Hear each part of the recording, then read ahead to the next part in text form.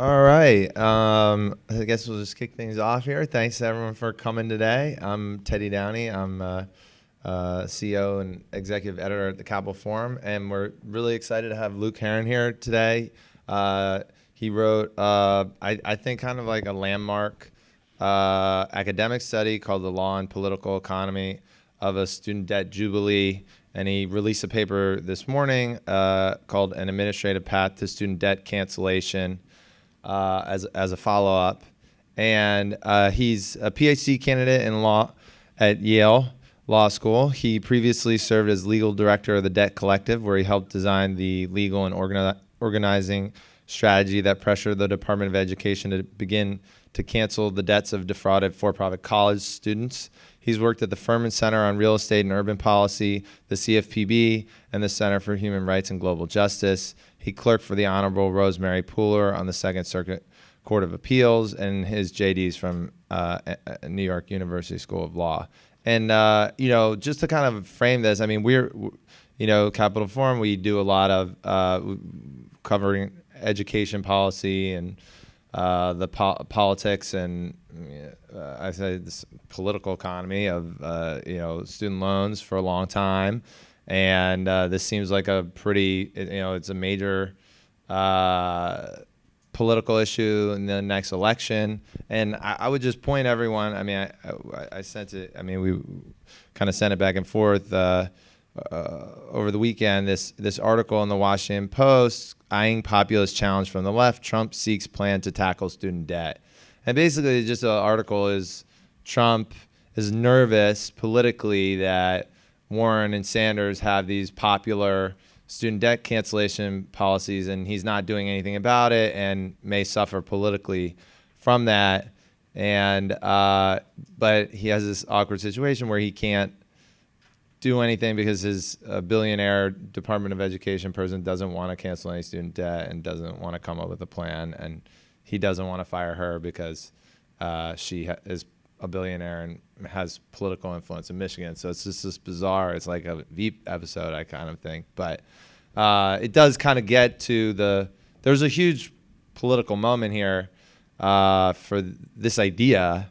And so we're super thrilled to have Luke here, and he's going to talk about his paper, kind of give us a intro to it, and then I'll ask him some questions, and then we'll open it up to the audience. So thanks, Luke. Hi, everybody. Thanks for having me, Teddy. So I'll just briefly summarize the argument. I don't know how familiar anyone is with the nature of the argument, and then I think it's much easier to just do questions back and forth, and we can tease out what the nature of the argument is and what the potential snags might be. So the basic argument that I make is that the Department of Education, so the way I first came to this possibility is that I found that the Department of Education has this, there's a portion of the Higher Education Act that says that the secretary may, quote, compromise, waive, or release any title claim, et cetera. Basically, you can compromise. This is usually referred to as a compromise and settlement authority. You can, because the Department of Education has authority over to collect student debt, it can, as a litigator, as a sort of prosecutor, like the Department of Justice, when it has a claim against private parties, it can make settlements with respect to those claims.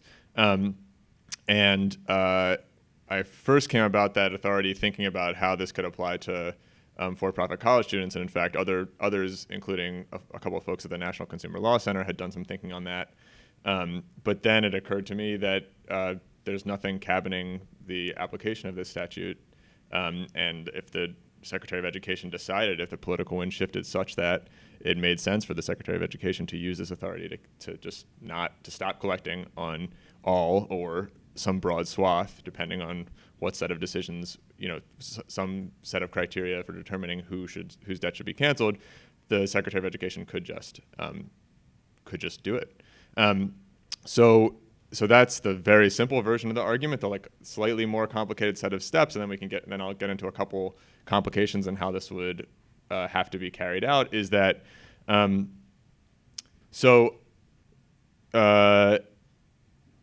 there's not not surprisingly, there's not a lot of court cases determining how much a executive agency, certainly the Department of Education, but any executive agency how far they can go in using compromise and settlement authorities.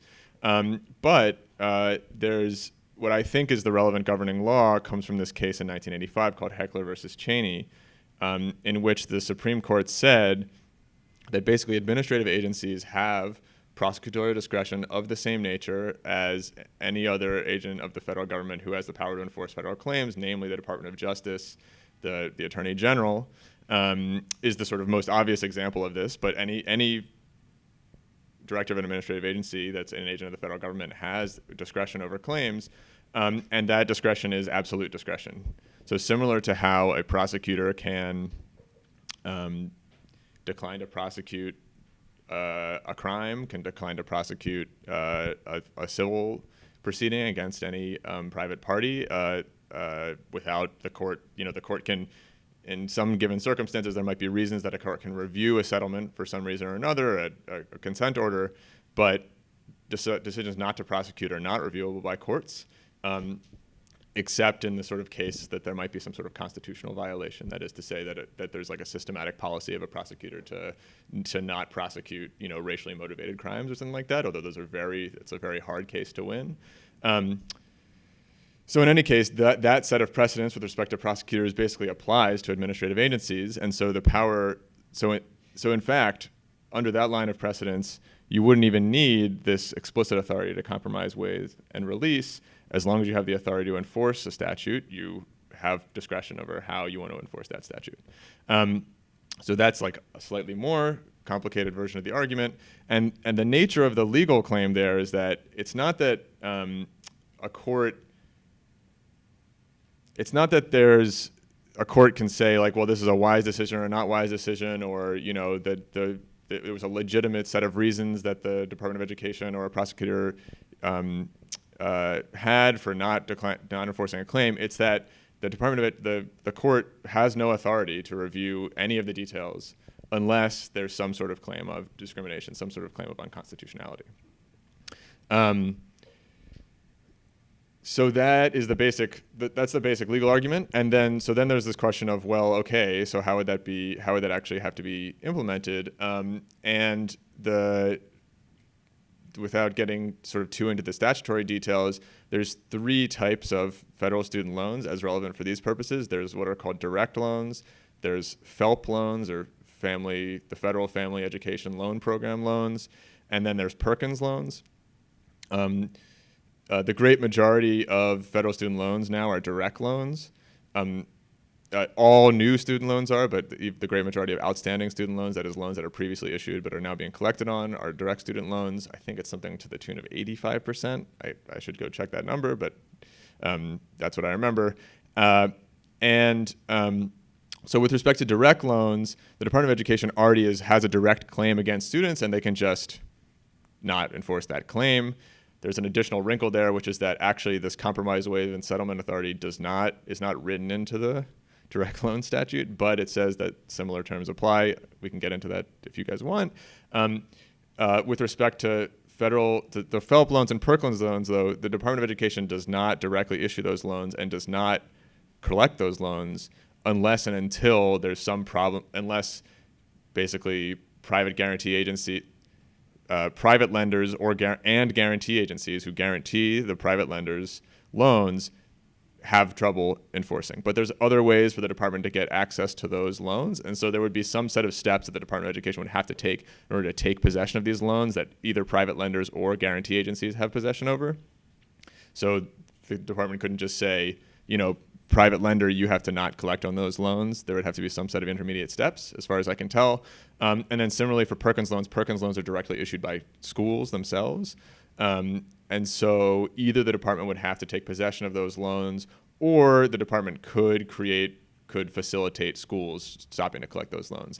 Perkins loans are something like, they're less than 1% of federal student loans, and they're not a big source of revenue. In fact, I think there's a big source of burden for a lot of schools. So I actually think it wouldn't be too hard to convince a lot of schools to stop collecting on those loans as part of a broad program, especially if there was some sort of regulatory favors that came with it, and we could think creatively about what that would be. So that's the basic so that's like what the Department of Education would have to do in order to exercise that authority. And then there's a couple other wrinkles which I'll mention, and then we can talk about what other wrinkles you guys are interested in talking about. So one wrinkle is canceling a lot of student debt would have a big budgetary impact. It would mean not bringing in a lot of money. So there's a bunch of different statutes that pertain to who can make what sort of decisions about the budget. I think basically none of them apply, because most, like, statutory pay-go only applies to statutes, and I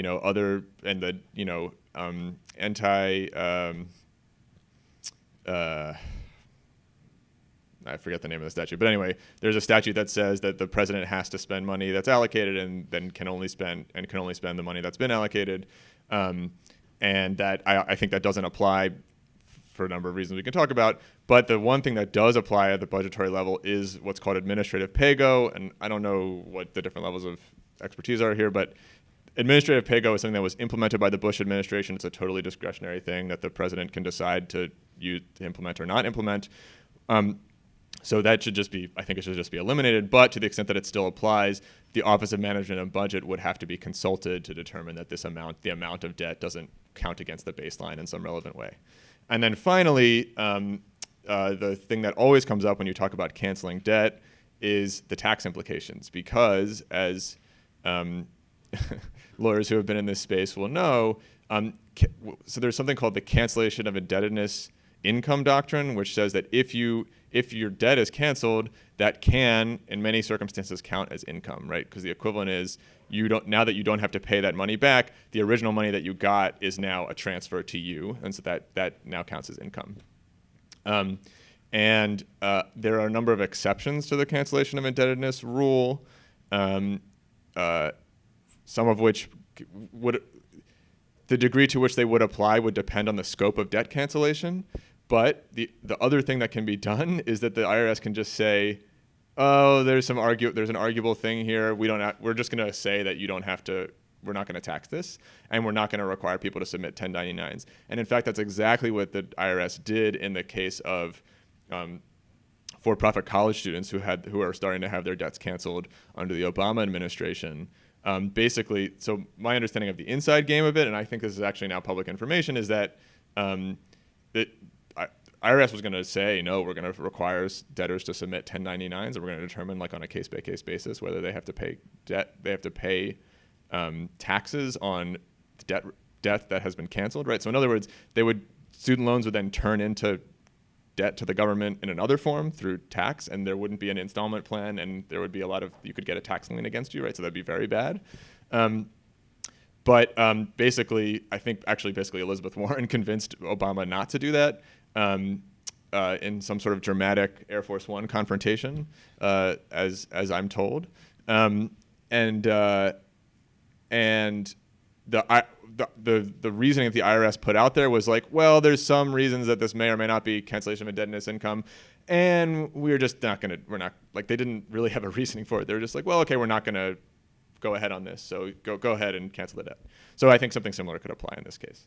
Okay, so that's like a number of steps into the boring weeds. We can figure out which weeds you guys are interested in and talk further. Okay, perfect. So I think, it's really interesting, just the broadness in this case, explains the broadness of this prosecutorial discretion. That just, it's basically like, look, you can just choose unilaterally not to enforce something. The one, I'd ask a couple quick questions, and with this, my basic operating thesis, I think, is the main one, and kind of cuts to the chase, which is, you talk about the political benefit in the paper, the polling is good, there are these economic benefits. Two of the presidential candidates have already said they're going to do it to some extent. Through Congress. They've said through Congress, yes. And depending who you talk to, there's some willingness to explore your paper, or read your paper, or see how it goes. But let's say one of those people becomes president. What kind of pressure are we talking about? I mean, this seems like a pretty likely thing. I mean, it seems like, okay, they become president, they try to get the legislation passed, they don't have the votes, and then there's this huge demand on them to do what you're advocating is legally an option for them. I mean, I would say it seems pretty likely that this is going to happen if one of those if one of those candidates becomes president, if Warren or Sanders becomes president. I know, but you've said, oh well, this is just you've just recently come out to this. So my question is, what's your response to that? And also, are you kind of like surprised at how quickly this has kind of become a big issue and been taken up? So let's take the last question first. The answer is yes. I mean, when I sat down to write this, so I had been thinking about this and researching this when I was fighting with the Department of Education. But when I decided, well, I'll write a law review article about it, the thought was that, okay, well, I'll just like put this out there in the world and you see how it trickles into the ether. But like over the course of writing, like I started in May, I sat down to write, and between that time and when I sort of like, posted it on the internet, two candidates had now proposed that they were going to cancel student debt, right? And that was like not at all a possibility in the, Sanders in the 2016 election proposed to make college tuition free. He said nothing about canceling student debt, nothing at all, not even for-profit college students. And now that's like the conservative position, to cancel debt for for-profit college students. Obama was opposed to that. I mean, he actively resisted that. So it's just been fascinating to see, and it's like deeply gratifying to see. And now these arguments have some purchase and have some relevance. And so part of the interesting thing about that is that, when you make the thing about legal arguments is that like there's one sort of set of things which is like, well, can you match it to the law and does it make sense? But there's another set of things which is like, is anyone paying attention? Like, does anyone care? Because what would really have to happen in this case is that basically somebody in the administration would have to care and actually implement it. And so the sort of validity of the argument is not really going to be tested unless somebody cares enough to start trying it out and put some political pressure on. So anyway, that's been an interesting set of dynamics. With respect to the likelihood that this would be done by a president, I mean, I guess what I would say is you can't take for granted the fact that the movement's going to be there to put pressure on the president. I've worked with folks who are doing the organizing, and like there's a lot of great organizing out there, and I know they have plans, but it's gotta, the pressure has to exist. And also I think different let me put it this way. Although I think there is a clear legal path and there's a good, clear set of legal arguments to make, this is not an easy lift. This is, moving into novel territory. There's surely going to be a court fight, even though I think there's a whole lot of reasons to think that it would be a drawn-out court fight that would be actually difficult for anyone it would be difficult to fight even a plaintiff. But the other side's going to find any way they can do to fight this. So it's an expenditure of political capital, in other words, and there's a lot of things that people want to do. And so the question about whether it would actually be implemented, I think, just depends on what level of pressure is put on presidents to take the risk. And so let's play out for a second. Let's say there's a court case and, some conservative group or someone or a student lender or something opposes it, or servicer. Wouldn't you have a tremendous like unscramble the eggs situation where you just promise all these people you're going to cancel their debt? Like how do you unscramble the eggs in that sense? I mean, and also like, from a political standpoint, you be the judge that ends up being, remembered for uncanceling everyone's student debt. I mean, it just seems like it seems hard to, to your point, if the president is willing to expend the political capital, it actually seems pretty difficult to put that debt back in place and make them collect it. So I think that's right. I mean, what I would say is that the nature of that pressure is going to depend on, so one, can you prevent a president from doing it, right? So because the unscrambled eggs problem is much worse if the debt's already been canceled, because then it's not just I'm going to prevent the administration from doing it. I'm going to reimpose debt on people who have now just had their debt canceled and know who to attribute that to, right? This is, the president who made this decision to cancel tens of millions of people's debts, whose lives are now suddenly much easier and better, and they know who to attribute that to, and now they're going to know who to attribute it to, who's going to put the debt back on them. Now, there's actually a set of questions about whether that would be the right level of relief. Would the debt be reimposed? And if that's the case, great, take the loss in court and don't reimpose the debt. But so anyway, on the other hand, if somebody could get a court challenge in before all the administrative stuff could get in line to, when it becomes clear that the president's going to do it, but they're still trying to get the FELP loans, and they're still convincing colleges, and they're still, figuring out the tax stuff. It seems like it's easy. Like the judiciary is likely to be ideologically opposed to this enough. I mean, whether that overcomes the legal arguments, that at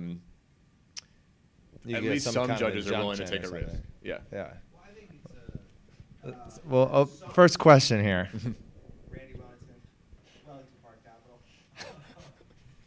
I think it's a questionable assumption that you're spending political capital. I mean, this could really create a strong groundswell of support, couldn't it? I mean, when you say spending political capital, that's usually you're trying to do the right thing, but it's going to hurt you politically. I mean, this is for President Warren or Sanders is a strong move, backing up their message. I think it could create political capital. Yeah, just to get the question on the mic, question is it really expending political capital if it's politically really beneficial to the person doing it? And I guess this is kind of getting in the head of the presidential candidates and stuff, but what's your take on that? So I actually make that exact argument in the law review article. So I guess what I meant by political capital, and I was speaking loosely, is that, I mean, really it takes time and effort, right? So when you have a certain number of things to do, I guess, obviously you can do multiple things at once. But, coordinating the administrative process to make this happen is going to happen at the same time as coordinating the administrative process to do, to change the healthcare system, to negotiate with drug companies, et cetera, et cetera. To follow up at this point. Yeah, go ahead. Not having to promise things to people for their votes, to me, is a massive benefit of this. I mean, that's where you spend the political capital. The swing voters in the Senate or whatever, you say, I'll give you, okay, fine, I'll give you this, and you just help me get this passed. Well, I mean, yeah, it does go to this point where the political problem that you have is being a candidate where you've promised that you're going to cancel everyone's debt and then not doing it. Then those people they're really going to be upset. I mean, they're not going to forget, right? They're going to be like, get a bill and say, what the hell? Oh, what's going on here? But just to get back to this question, because it's like about feasibility for a second, or just kind of the difficulty in the political capital. I mean, this is one of the very few things, given that it's with legally prosecutorial discretion and 85% of it or whatever, a huge percent of it happens, it could happen day one. I'm canceling your student debt. Boom, that's gone. I mean, it's too late, So this is much different than something that does require rulemaking, although you have in your paper that you could do rulemaking to kind of ease it a little bit in some respects, right? You don't not necessarily need that, but this seems to be actually a lot easier than a lot of the other stuff. I mean, the American Prospect did a great piece on this with an interview with you, and they had a lot of other things on their day one agenda. A lot of those do take rulemaking. They take a lot of creativity. They're actually much more, legally difficult to bring about. This one is unique in that the prosecutorial discretion changes the difficulty level a little bit. Or am I thinking about that wrong? You mean the number of steps that would be required? I mean, because once the president says IRS, DOJ, get on the same page, once they say that, it is effectively done, unless you get a disagreeable DOJ or IRS person, which right could happen. But then it's like, why did you appoint them? But yeah. No, Right. No, in that sense, I think that's right. And I think actually the most beneficial way to do it would be as fast as possible, because then you prevent a court challenge from developing before it happens. Then the benefit happens. So like that's why thinking about the legal stuff in advance and really trying to figure out what all the angles and where the limits are going to be, such that you're ready on day 1 or day 10 to really put it into place, is to me is a decisive difference between taking a long time to. Maybe it's a reason, and that's then you can get into the details of, well, like, okay, which sorts of how do you prioritize which debts? I mean, that might be a reason to just say, okay, we'll do it for direct loans to start, and then we can, meanwhile, we'll work on getting FELP loans, or we'll create some sort of easy consolidation process, or we'll, there's a whole number of different things that you could do to act creatively on those. But maybe you could start with one, and then you get the ball rolling. And we got some more questions. Audience member over here. Sorry. My name is Patrick King. I've recently graduated from American University with a Master's of Public Administration. I have about $150,000 in debt.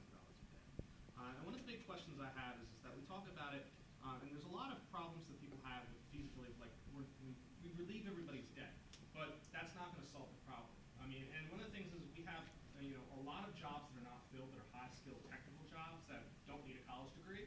We have a lot of people who have college degrees, but they're underemployed. And I want to know, like, in this argument that we're having about college debt, do we need to talk about how people have been misled that, college degrees are what you need to get ahead in life, and that we have a lot of people, and that, in this conversation, we need to talk about, moving our economy away from people thinking that they need a college degree, because there's too many people looking for white-collar jobs and not enough people filling jobs they don't need to go to college, and as a result, they're racking up debt they don't need. And what kind of conversation? Where does that come in this conversation? I mean, they're talking about the situation of like people getting debt that they don't need. I mean, it's just not economically feasible. So just to reiterate the question is about people may have been misled here. Maybe they took out a lot of debt that they didn't need to take out to get specific jobs. How does that factor in to your paper and what you found? So to me, this is one of the really, truly pernicious things about student debt, is that that's the way that the question is asked, right? People are taking on debt that is going to make their lives bad in a whole number of ways because they think they need it to get a job. Where to me, and the reason that's pernicious is that what that does is it frames the whole purpose of getting a college degree, the whole purpose of getting an education, as being able to work and make money. And that goes against a whole number of reasons that you would want to have a higher education system that's easily accessible to people, including training people in critical thinking, being able to have conversations across difference, creating spaces for research and free thinking that are not subject to profit motives or to political motives, et cetera, et cetera. And so the way I see it as fitting into the conversation is that when you start canceling student debt and when you start taking seriously the possibility that of making college truly free and accessible to everybody, you change what the conversation is about college. Then the question isn't, do people need a college degree to get high-skilled work? Maybe not. I mean, for some jobs you do, for some jobs you don't. But there's a whole number of other reasons that we want people, and that people do want and or ought to want to get a college degree and to learn, complex skills for a complex world, if you will. So to me, pointing out the illegitimacy, part of pointing out the illegitimacy of student debt, part of pointing out the reasons to cancel student debt is to start having that sort of conversation. Because when you start to have that sort of conversation, it becomes much harder to say things like, well, if people get a good job, then they can pay off their student debt. What's the problem? There's a whole number of problems. They choose their job in part because of the amount of debt they take on, the set of decisions that they made about what sort of degree to get. Right? It's the wrong way to organize society in a deep way. And hopefully that's the sort of conversation that people start to have. But when student debt is framed as purely like, well, what debt is is purely a balance sheet question, right? What are your assets and liabilities, and what's your net worth, and that's how we measure welfare. Then to me that's the wrong set of conversations to be having, because it's not really like the value of a college degree is not just what can you get in the job market for it. Oh, and it's interesting, there are like degrees of being misled, because like there's like the whole problem with the for-profit college industry, or something like the more pernicious aspect of, or predatory aspect, is like you're actively being lied to. I mean, you're not going to get a job. You are not getting a good education that's worth anything approaching this amount, all the way to just the structure of the system, right? That's like the extreme, but then there's just the structure of the whole thing, right? Well, but this is one of the reasons so when we're advocating for debt cancellation for for-profit college students, the nature of the legal argument is that it's like a consumer fraud violation, right? And the limit of that way of talking about things, and the reason that we talked about that as like the nature of the law, but the reason that when we were organizing folks and we were talking with folks about why it was a problem that for-profit colleges, that they have this debt and don't have a job, was not, yes, it's bad that you're lied to, but like there's a structure that makes it first of all possible to lie to people, and there's a whole set of assumptions that one has to accept in order for it to be possible to set up a program where the lie that you're going to get a job for this degree matters. So that's a set of decisions about industrial policy, about what skills you need for what work, about which work pays what, about which schools are funded to teach which skills, that leave the opening for the possibility that schools like this can enter the market and take advantage of what are already structural inequalities. So the way that we always talked about what the problem with for-profit colleges was it's like an extreme version of this move of colleges towards only teaching people a narrow set of skills and financializing, et cetera, rather than, well, they're just the bad apples, and what they do is delegitimize the whole system that's otherwise legitimate, where we're just going to allow people to take on a whole lot of debt and to get the people who have the right skills, they'll get the jobs, and then it's all working just fine, because the marketplace rewards skills, in the proper way. Whereas, that is not in fact how it works. And then if you see that's not how it works, then it's a different type of problem to have for-profit colleges. And we talked about the political benefit a little bit, and the polling is good, but people are going to get money. But you spent a lot of time looking at economic studies and other ramifications of doing this. I mean, obviously it would be, if a big stimulus, you'd be putting cash in a lot of people's pocket. You wrote about household formation, or that was something mentioned in one of the studies that you cite.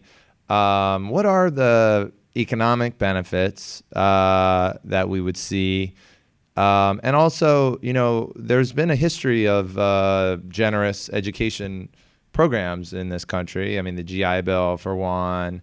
What was the political response there? I mean, I haven't read it yet, but there's this, this book about how the GI Bill led to, much more active, informed citizenry for the people that came back from war and were able to benefit from that. I mean, do you see the same type of parallels here, or what have you learned about kind of the history of these types of programs, generous education spending programs like?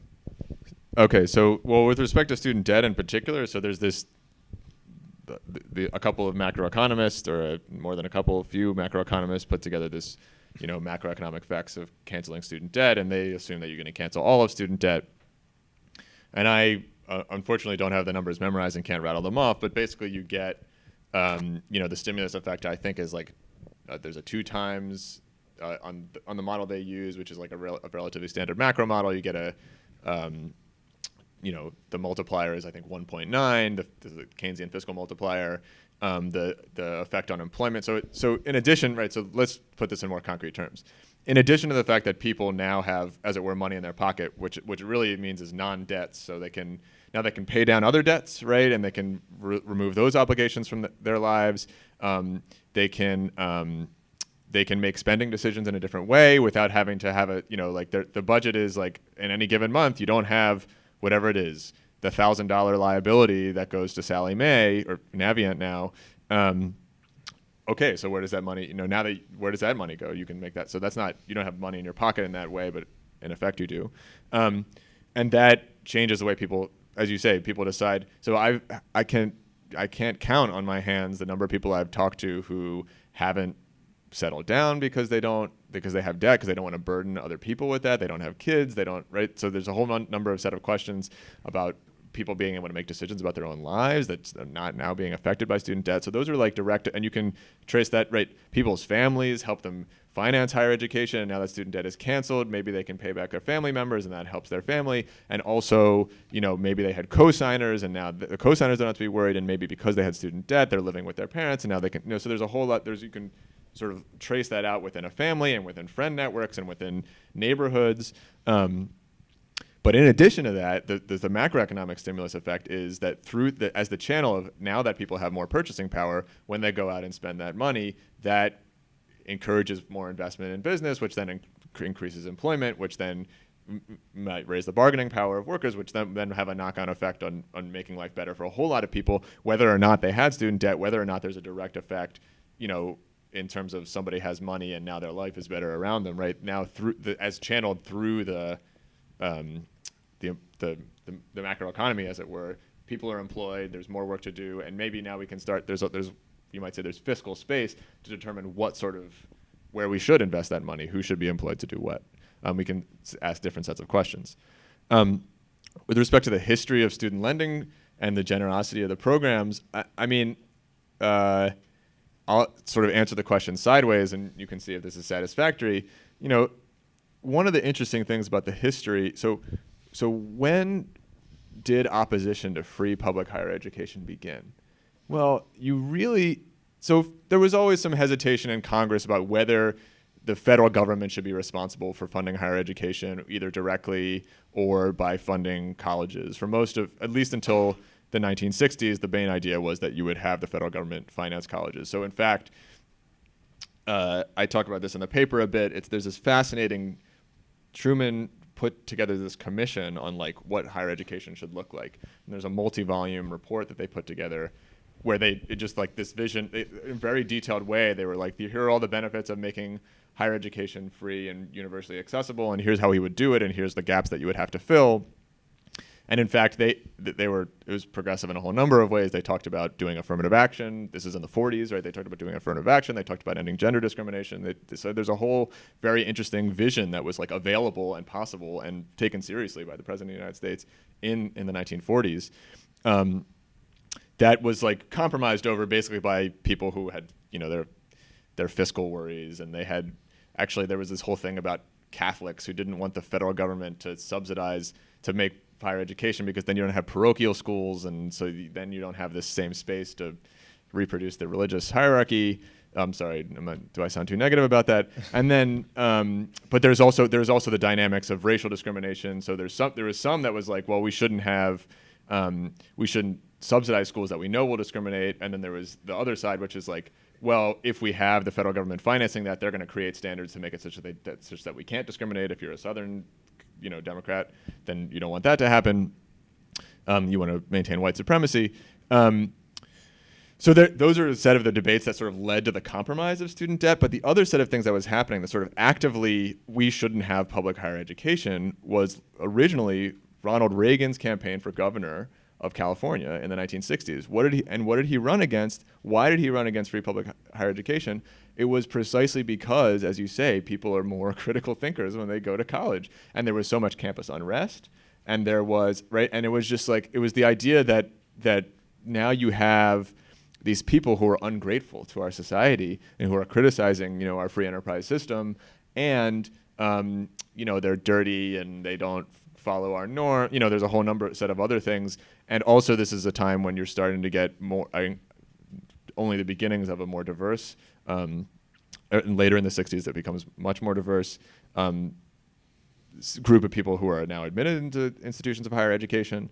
And so the opposition, the sort of outright opposition to this is actively an opposition to developing critical thinkers. And actually, there's some neoliberal thinkers like Milton Friedman and who talk about this sort of thing from less of a rile up the base perspective and more, well, you probably want people, they're harder to dupe. you want people to, market signals should be stronger, right? So people should take on debt to finance their education, because then they're going to be thinking about, well, how is this useful for me on the job market? And of course, the justification for why that would be is that, well, the market is sending the signals for what sort of skills we need for the economy. You have to have a certain view of how the economy works for that to mean something. But that's the notion. It's like, so now when people are financing their higher education, now they're going to sort of internalize the cost to society and the relative benefits to society of studying certain things. And so that's the set of, now whether those are there's a complicated story about what, if that actually guided policy towards student debt is like a little less, the increase of student debt was a little bit more of just like negligence and like, well, okay, we can't really like, neither side won the sort of détente, as it were.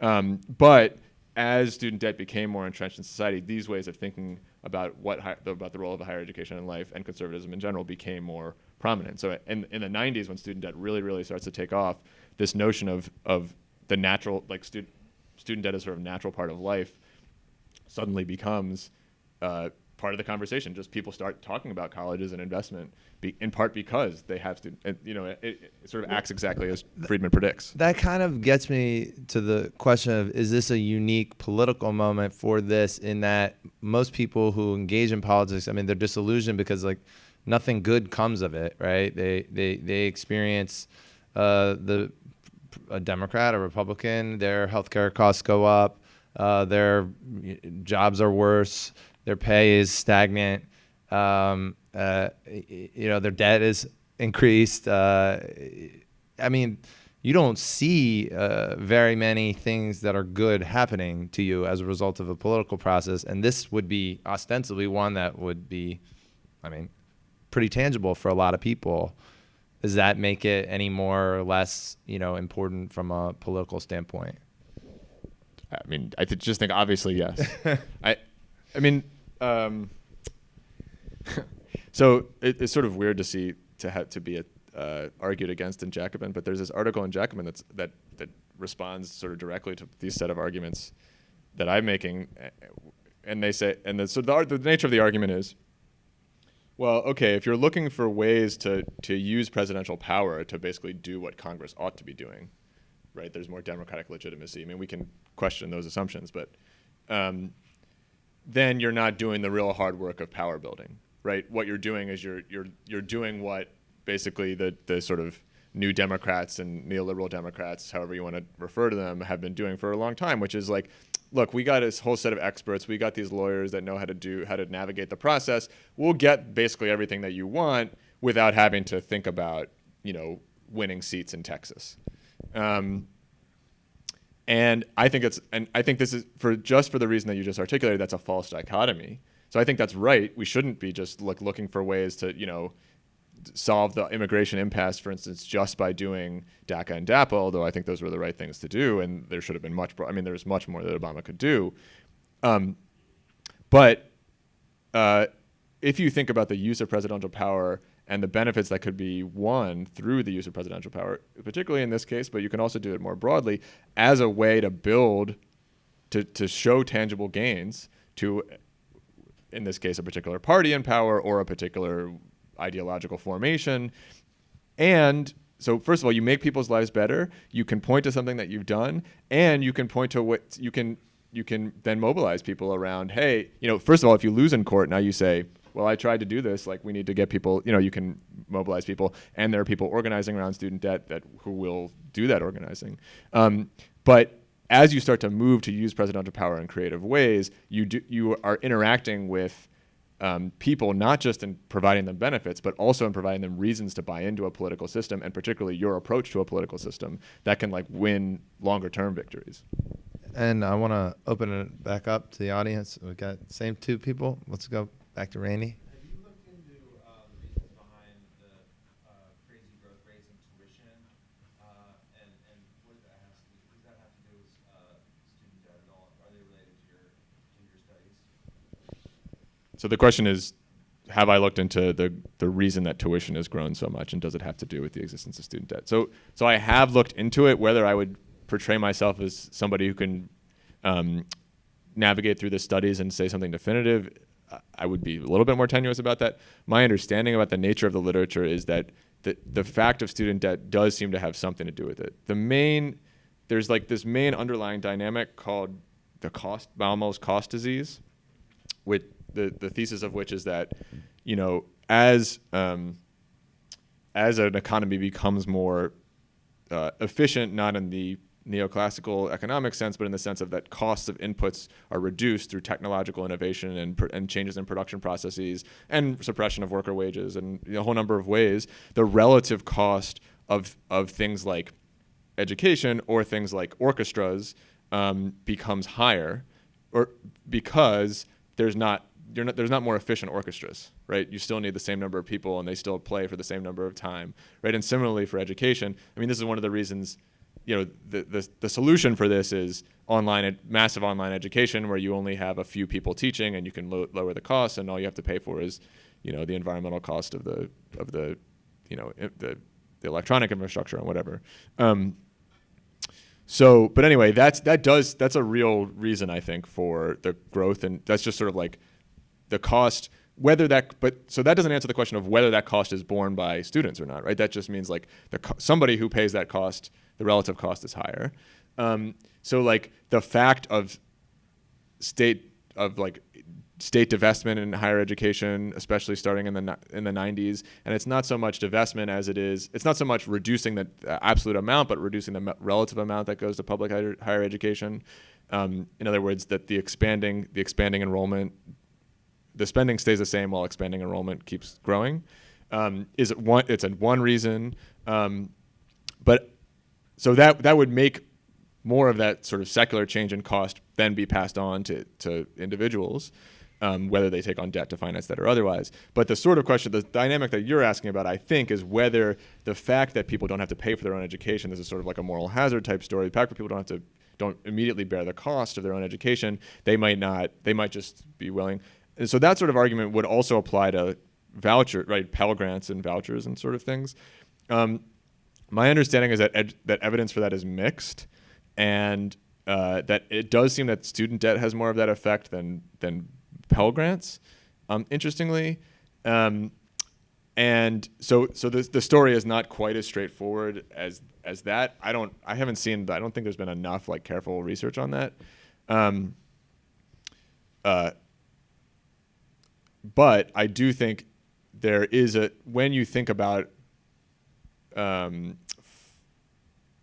competition is not on cost in higher education usually. And in a lot of ways that's a good thing, but competition also isn't usually on quality. It's on things like status and like how do you do in the US World News rankings. So anyway, that's a very long and complicated and not really a non-responsive answer. My understanding is that basically it does seem to have some sort of role. It's not the really main driving factor, the fact of financing higher education through student debt, and switching the financing through direct financing to colleges would allow. So, sorry, just to briefly elaborate, one reason that financing higher education through debt might be a problem is that, in this sense, is that you don't have any control over what the funds are used for. Now, of course, too much control over what the funds are used for means that the state's now controlling what people learn, right? That you don't want that.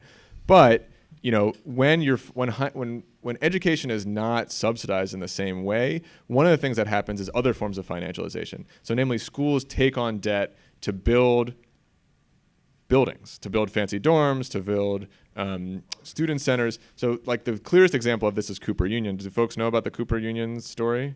So Cooper Union has been free, and I think is still free. No, I think anyway, Cooper Union is an art school that's supposed to be, there was a money that this land was given. So the Cooper owns the land under the Empire State Building. And so all of that, like that money goes to fund Cooper Union, which is like arts education for working class people.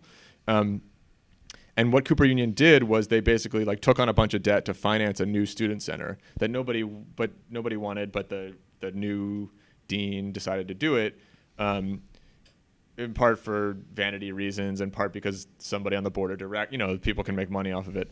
And so that's a way that then suddenly now the question of free tuition in Cooper Union is in question, right? And there's a whole lot of protest around that, and I can't remember what the current equilibrium is. But writ large, If you don't, so Cooper Union is a place that was free, right?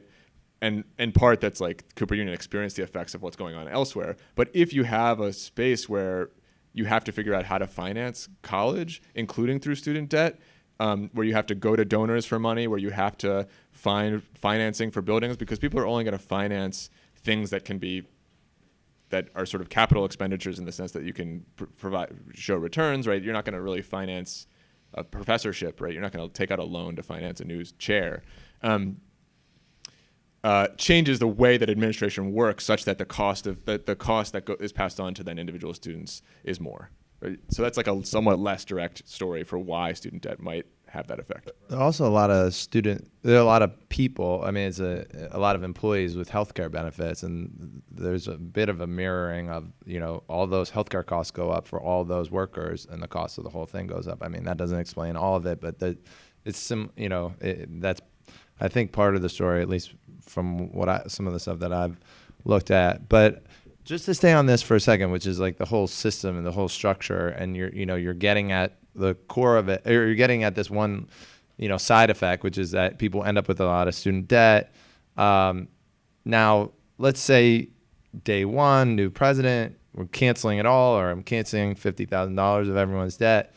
What does that do to the system? I mean, does that cause everyone to have to come to the table and go back to this Truman conversation, or at least have some kind of debate about what do we want? What is this system going to look like? Because it seems a little untenable that people just go to college and then, they take out a bunch of debt and then they wait until it gets forgiven, right? I mean, I know multinational corporations do that with their taxes, but yeah. I mean, it would be a wasted opportunity if that weren't the way, and that depends on how it's done, right? I mean, there's a number of different ways to do this, but there's certainly nothing to prevent the next president from doing another Truman Commission, appointing a bunch of people to say, what should we do for higher education? Like, let's come up with some creative ideas, and let's have a big report, and let's bring representatives from multiple parts of society, and do the thing. That could be paired with canceling student debt. I mean, one of the things, I don't want to make too many detailed sort of institutional predictions of what would happen, but I think one sort of clear thing that would happen is that it just changes the status quo immediately, such that the legitimation of the status quo, like legitimating the previous regime, becomes much more difficult because it's not the current regime. And so the question of okay, now that we've canceled student debt and all these people's lives are obviously better, okay, how do we make more of that, and how do we deal with the fallout of this, which is not, how do we deal with the fact that people aren't going to college anymore? Clearly, that wouldn't be the outcome, right? People are going to college with a different set of expectations and a different notion of what it means. To me, that's exactly the sort of thing that you should be channeling. Now we're opening up a set of questions. It's hard. I think you can open up that set of questions, but it's harder to open up that set of questions if you don't change the status quo, at least in some way, right? Canceling all student debt would be a big way, right? But good. And we got some more questions. We got three more. 1, 2, 3. Back to your point about, what Teddy started with is, if I'm a private institution, I'm not going to lend any more money if I'm not going to be able to collect on that debt. So the students who get the one-time cancellation have a great windfall, but from there, that doesn't do anything to lower tuition. So I guess what the other people have said is, if you're really treating the symptoms and not really the causes, and until you treat the cause, you're just going to be putting Band-Aids on this approach. Well, who wouldn't lend? Private institution, if I can't collect on the student debt or... But these are direct loans from the government. I mean, so some existing loans are in the hands of private lenders. So it's, first of all, there is this whole private student debt, but that's actually a pretty small. That's 5% of outstanding student debt. But they couldn't. They couldn't do that. The proposal says you can't actually address private student loans. Sorry. Not through this mechanism, right? But to the point. I mean, the point is both. But then the next year, it doesn't do anything to lower tuition. Now Yale says, hey, great, I can raise tuition to $200,000 per year because the government's going to pay for it. I mean, at some point you got to deal with the cost of the tuition. You can't just ignore that and say, we'll just one-time basis we'll waive our hand and make it go away. Well, you have to deal with the causes. Absolutely, absolutely. Well, the loan, yeah, I don't think that would happen just because the loan programs wouldn't have been changed overnight, or the amount that you could take out in student debt, so that you still wouldn't be able to pay. Right, your amount of federal the amount that the student could take out in student debt is still going to be set. A lot of studies have suggested that the cause in the rise of tuition is the availability of student loans. So, The government loans themselves have helped the universities raise the tuition rates, which in turn is kind of a feeds on itself type of cycle. so we already. I want to turn this into a different question, since we already had a long conversation about how they're correlated or not, but. There is going to be a sort of pushback here, which we've already seen, which is from Moody's economist. I'm blanking on his name. Ozimek? Yeah. About this is moral hazard. This is not going to work. This is not going to be very good for the economy. What's the evidence of that? Oh, it's going to lead to increased interest rates because it's inflationary and too much government debt, or is not going to be paid back. What's your response to that? What's the evidence that that type of line of reasoning is is useful? So there's a lot of different claims in there, but I mean, so the nature of the moral hazard claim. So I think of the moral hazard claim as cashed out roughly in the way that we just heard, which is that, well, the moral hazard would be on on Yale or whatever, or more likely like University of Phoenix. I think there's a plausible story there, but there are limits in the system to how much debt can go out. So there are sort of checks on that, and also there's a whole number of ways to reform. Even with that, right? There's a whole number of ways to prevent more for-profit colleges from getting money without congressional action. There's a whole number of crackdowns that can happen there, but. So let's take for granted that some checks are in there, but there would be some reason for colleges to raise tuition certainly as much as they could if they thought there was going to be an ongoing process of debt cancellation without any other changes, which maybe would be the status quo for some period of time, although there would be this question about how you deal with it.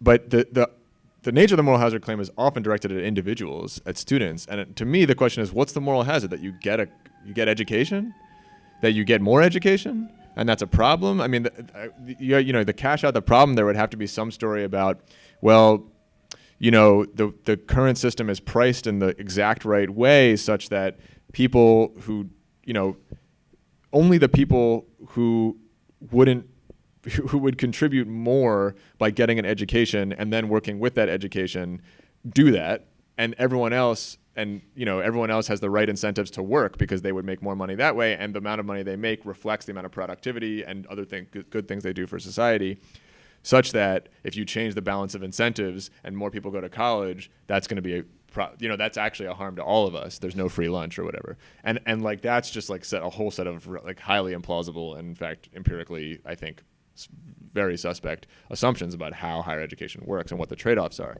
To me, it's a good thing if more people feel like they can go to school and learn things that they want to learn. You don't go to school. I mean, so I guess there's a world in which people start going to school and get their educations paid for and don't go to class and just, party all the time.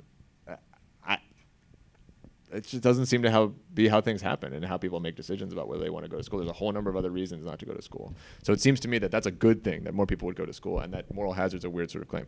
There's a whole set of claims about inflation that we can talk about. The macroeconomic model addresses the possibility of inflation, at least with a one-time form of debt cancellation. It shows that the inflationary effects would be very small. The nature of the inflationary effects would depend on a whole number of other things, namely how investment is going in the economy overall, what other macroeconomic programs and fiscal programs are being done, what the structure of the tax rates are, and those are, but holding them fixed, it wouldn't be inflationary. I think we can just pretty safely say. Okay, second question, and then we had another question over here. Yeah. In a lot of developed countries that provide free or subsidized higher education, there's the element of public service.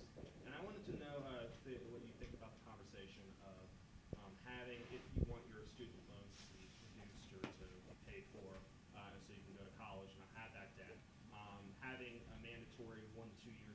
service, whether that be military, Peace Corps, volunteering. That I've heard about that as a possible way to provide economic and other utility, so to make it worthwhile, not just for them for gaining outside experience, but also helping some other benefit. What do you think about that? So I don't think, I mean, of course, the question about whether there should be mandatory public service does not inherently have to be connected to a higher education benefit, right? And so in some sense, it's like a sideways sort of, it's like not really what we're talking about. But so, and let me just elaborate on that a bit, and then I can say maybe a bit about why I think that wouldn't be the right way to go about things. The reason I don't think it ought to be tied is that I think the notion of, I think that still reinforces the notion that, somehow if you go to college financed by public funds, you're getting something for free if you don't give back in some way. And like the nature of what people do to give back and help each other is not, you don't have to do public service in order to give back. And a lot of people already give back in very unequal variety of ways. So I think it's better for it to be a right, and it's not something that that the government says, well, okay, we'll give you education, but you ought to do this. The question about whether you have to do mandatory public service seems to me a separate sort of question from whether education ought to be available as a right to a free people, and to a free democratic people who wants to make decisions, who wants to have decisions broadly dispersed among the population, among an informed citizenry, right? With respect to mandatory public service in general, the way I think about the sort of spirit there is that, well, what you want everybody to, you don't want people everyone to work in finance. And in fact, probably you don't want many people at all to work in finance, right? Because that sector should mostly be displaced. But how do you do that? You don't do that through mandatory public service in the most effective way. What you do is you structure industrial policy and public employment such that people can do good work. So, a simple American example of this is the WPA, right? Which is, it's an unemployment benefits program. But now you're saying, well, what work do we want people to do? Service work. I mean, people are, in addition to like building important buildings and doing great public art, are collecting folkways, are doing oral histories, right? Those are all public service. So why don't we just pay people to do it? So it seems to me that that's the same spirit, but you don't have to have this sort of weird moralized notion about what it means to give back to the community. Last question over here. Hi, I'm Marsha Brown. I wrote a piece about your very prospect. Good to meet you in person. Yeah, great to meet you. The first is kind of a follow-up to an earlier conversation, which is about if, I know that like private colleges do get a lot of funding from the government in the form of research grants, but if a lot of their revenue, that is this debt that people got through the government that then becomes tuition, is all of a sudden officially public funding to the colleges, doesn't that kind of force colleges and the government and give the government more leverage to say, well, you need to kind of conduct yourself in a certain way because we're giving you all this funding, and there's some ties to that. There's some expectation. And so I kind of wonder if that might force the kind of conversations that you were talking about in terms of structure.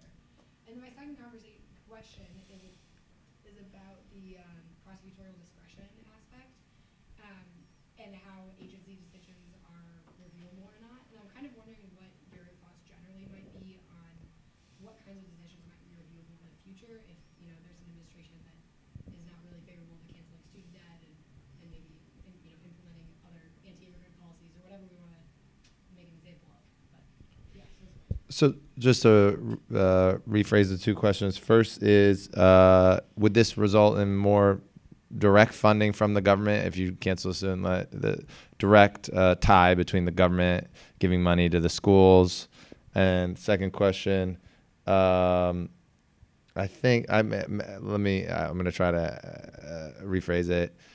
If this gets challenged in court, what other kinds of impact would it have in terms of making other kind of prosecutorial discretion reviewable? Or is Yeah, that, so the is way I that- understood is the that question right? was, would there be perverse consequences of setting a precedent where an agency can start to use prosecutorial discretion to do relatively broad shifts in policy? Oh, okay. And what other agencies could suddenly do that? Yeah, and I actually throw in, we do a lot on antitrust, which has a lot as where, like, I think some of the biggest prosecutorial discretion gets used. I mean, maybe that's relevant. I don't know. So I actually don't. I'd have to think more about the first question about how, because canceling public debt that's already financed by the federal government doesn't, at least initially, change the structure of where colleges are getting revenues. Whether that would, whether and to what degree that would have some sort of dynamic effect that changed where colleges get their money. So it might be more in this moral hazard type way where now colleges are like, oh, great, well, we can, students, we can not feel bad about having students take on student debt. And so we're just going to like not fund a lot of things and you're not go to donor, that would require like basically only this to happen and no other changes to happen, and then like institutions to make a whole set of decisions and not run up against student loan limits, et cetera. So that's my non-answer to that question, and that's my reason for not answering that question. And then the question of the perverse effects of prosecutorial discretion, I think it's worth thinking carefully about what exactly those might be, because so things like having a more aggressive immigration policy that is already happening. And in fact, the form of prosecutorial discretion that would be relevant there is DACA and DAPA were forms of enforcement discretion. And that's like the Fifth Circuit Court decision that struck down DAPA, and the Supreme Court's divided non-opinion, basically default approval of that, is like the really main precedential threat that could be a problem for doing this sort of. It's not direct precedent. The reasoning isn't directly applicable, but that's a reason to think that there might be some resources, sort of legal resources out there. But let's to be more directly responsive. One of the things that the court says in Heckler, and that maybe this alleviates your worries, is that one of the reasons that courts ought not to have anything to say. So first of all, let me just say, like, prosecutorial discretion is routinely exercised with respect to antitrust in the SEC. Like, it's just like a part of the regular, right? Yeah, but this is a unique in that it's not enforcing, right? Like, they're already not enforcing a lot. They're already using prosecutorial discretion not to go after a bunch of violators in myriad ways, right? I mean, what is different is that the nature of the claim is clear. Now, of course, you still have to prove your claim in court, but there's a promissory note, right? Unlike with, say, an SEC enforcement where you have to like establish whether there's liability. But the analogy there is like, you got into a car accident. I think maybe I used this example with you, Marcia. You get into a car accident. Okay, are you going to sue the person? Are you going to bring a tort suit against the person? Well, do you have a claim or not is still not determined, right? But you make a set. So that's the sort of equivalent, an agency equivalent version of that, which I don't think is legally relevant. We can talk about it more. But is there a difference between having the explicit claim, and let's say the SEC, there's just clear evidence that a company is channel stuffing or doing something that's clearly illegal under the SEC. Laws. So this is like what is too big to jail? Yeah, or anything. That's what it is. Just, yeah. It already happens, and big businesses already take advantage of it all the time, and it's just like as part of everyday life. This is just not novel. In that respect, it doesn't seem novel. I mean, it just seems that it's novel in that it's being applied to this specific area, which they don't tend to. I mean, right, and it undermines. I mean, depending on how broadly it's done, it undermines the whole program, right? And so there's a set of like an affirmative benefit that's being provided that like now the nature of the benefit changes. But what I'm saying is like it requires a little bit more work to think about what the perverse possibilities are, like non-enforcement of environmental laws, right? Non-enforcement of you know, murder laws. I mean, you know, those are the sorts of things that would be required. And like, so one, the sort of thing that the court says in Heckler is, the sort of constitutional level argument is, well, right, there's political structures of accountability for those sorts of things, and like it's just not up to courts to do that determination. Another thing that Heckler says, and this might provide a reason for a court to differentiate some forms of prosecutorial discretion from others, although it hasn't really been litigated, is that, you know, one of the reasons that we defer to agencies to make these decisions is that, unlike in cases where courts are called in to protect individual rights as against the state, where the state is enforcing something against somebody, this is a case where the state is saying, we're not going to enforce against you, right? And so there's not the same call for a court to step in between two people and say, can you do that or not? The state's saying, well, I could do it, but we're not going to get into the legal question. And so with respect to something like environmental law, there might be a more complicated analysis there, right? Because it's not, you know, yes, it's the state enforcing a claim maybe against a polluter, but the nature of the harm the state is protecting other people might be a slightly different set of reasons. You might have a different set of reasons to say that court should protect interest. You should have another branch of the government have something to say about that discretion. Now, I'm not going to go in. I'm not going to say that that's the right answer, but that might be a sort of way that a court might differentiate. I got one last question. I think we'll wrap up.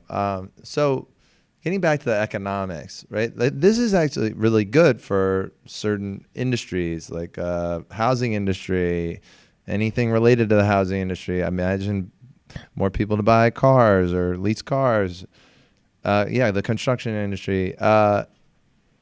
If I'm a realtor lobbyist or a real estate lobbyist, I'm putting you on speed dial. I mean, are you getting any inquiries from all these people that ostensibly would benefit from the no. I don't know if anybody thinks it's feasible enough yet, or they're not pricing it into their model. I don't know. Yeah. I don't know. Maybe the real estate industry is not that creative. I mean, the president's paying attention. I mean, at least as far as that article. And he is a representative of the real estate industry. Yeah, is what you're saying. Yeah, exactly. Well, thank you so much for doing this. It was a really great conversation. Thanks to everyone coming out. And we are going to do a happy hour after this. If anyone wants free drinks, you're more than welcome to join us. Where are we doing that? Well, TBD, but thanks again for everyone for coming. And please give Luca a round of applause.